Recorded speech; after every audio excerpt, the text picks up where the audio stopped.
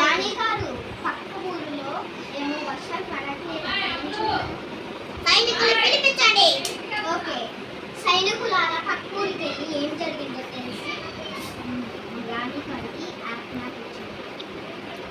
Okay okay, రాణి గారు ఏం జరిగిందంటే చెట్లు లేవంట, చెట్లు నాటమని చెప్పరా?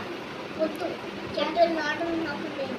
వర్షం పడితే ఎందుకు వర్షం పడలేదో నేను చూడు.